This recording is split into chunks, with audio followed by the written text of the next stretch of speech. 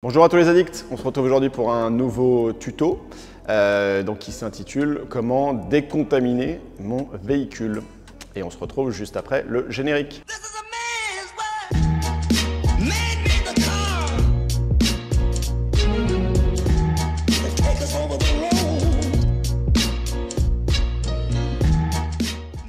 Donc nouveau tuto aujourd'hui sur une étape indispensable, en tout cas dans certains cas, qui s'intitule donc « Comment décontaminer mon véhicule ?» Et par décontaminer, on entend la partie décontamination mécanique. Donc on va avoir une action mécanique et non pas juste une action chimique qu'on pourra avoir avec un simple décontaminant ferreux par exemple. L'idée c'est d'avoir déjà prélavé le véhicule, lavé le véhicule. On se retrouve sur une surface qui va être propre, qui n'est pas forcément encore séchée.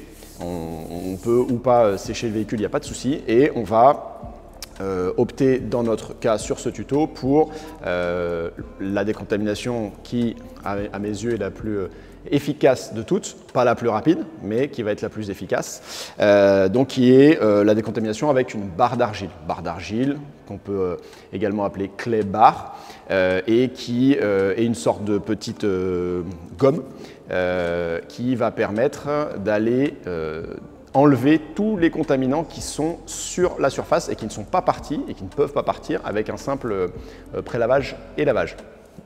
L'idée va être assez simple, on va prendre uniquement, donc là en l'occurrence on a opté pour celle-ci qui est une Workstuff et qui est une version 100 grammes. On est en version médium, donc il existe également différentes abrasivités, du plus soft, du médium ou du plus hard. De manière générale, on est assez polyvalent et on va tout simplement prendre une partie de la barre d'argile, puisqu'on n'a pas besoin de 100 grammes pour un seul véhicule, en tout cas pas si le véhicule est normalement contaminé. On va faire une petite boule. Et après, sur cette boule, on va l'aplatir pour faire en sorte qu'elle puisse être utilisée sur le bout des doigts.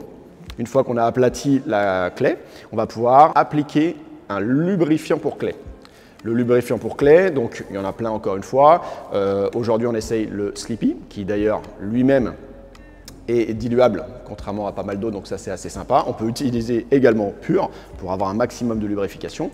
Et l'idée c'est effectivement de créer une surface qui va être relativement lubrifiée afin qu'on puisse faire glisser de manière rectiligne la clé barre et qu'elle soit efficace sans pour autant générer des défauts. Puisque si jamais on était avec un produit qui n'était pas assez lubrifié ou qui n'est pas adapté, on a la possibilité malheureusement de créer des petites micro-rayures ou ce qu'on appelle même du marring. Donc c'est cet effet un petit peu nuageux qu'on peut avoir sur la carrosserie, puisque du coup on manquait de lubrification.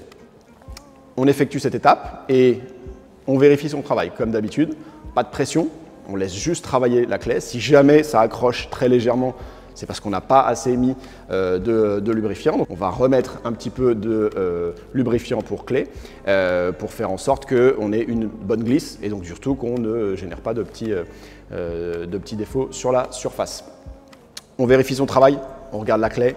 Si jamais elle est fortement contaminée, donc où on voit ces fameuses petits traits marrons, c'est tout simplement que les contaminants sont partis de la carrosserie et sont venus, ils sont emprisonnés en fait dans la clé barre. On a tout simplement la possibilité de refaire une boule, de réaplatir et de repartir. Là, on retrouve une clé qui est propre et saine, et puis on va pouvoir avancer sur le véhicule. Et si jamais, au bout d'un moment, même en ayant remodelé la barre de décontamination, on se retrouve encore avec des contaminants, c'est qu'on est arrivé au bout de la durée de vie de la clé, il faudra la jeter. Pareil, si jamais on la fait tomber par terre ou si jamais elle touche des surfaces qui sont fortement contaminées ou polluées avec de la poussière ou autre contaminant. L'autre avantage effectivement de la barre de décontamination, c'est qu'on est sur une matière qui peut aller absolument partout. Donc on peut vraiment aller sous les poignées de porte, dans les endroits plus difficiles d'accès, etc. Contrairement à d'autres types de décontamination comme des gants, des clés towel, clés mid, clés bloc, etc.